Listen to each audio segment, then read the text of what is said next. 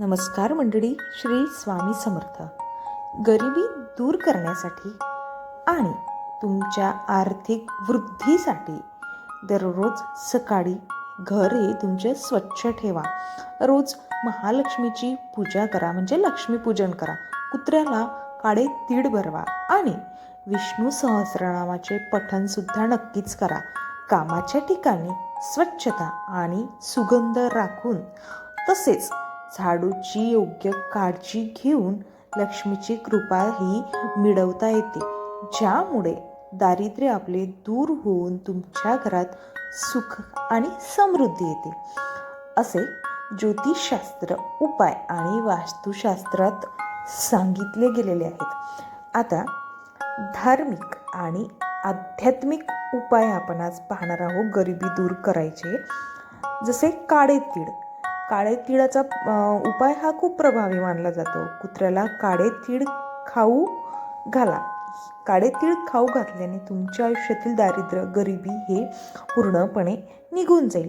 आता नंबर 2 आहे मंत्र जप. ओम जूं स या मंत्राचा सतत जप केल्याने महिन्याभरात दारिद्र्य दूर होऊ शकते, हे नक्कीच. आता जप 1 माळ सुद्धा तुम्ही करू शकता.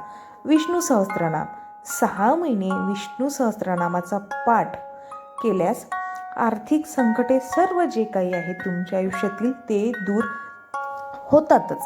दान. माघ महिन्यात जप, तप आणि दान हे तिन्ही केल्याने सुद्धा गरिबी दूर होते.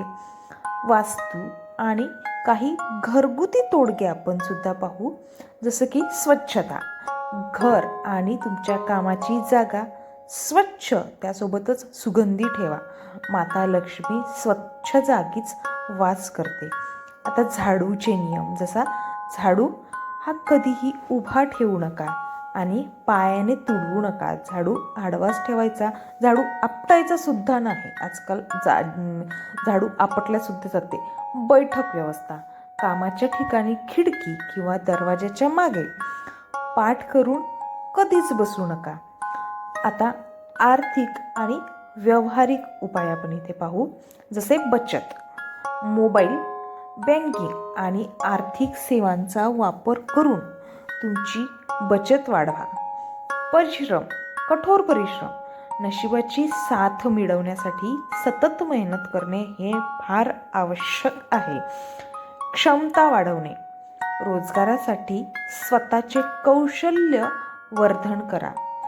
वरील हे सर्व उपाय मनापासून आणि सातत्याने केल्यास या सर्व उपायाचा तुम्हाला सकारात्मक परिणाम दिसून येईल असे सुद्धा मानले जातेच.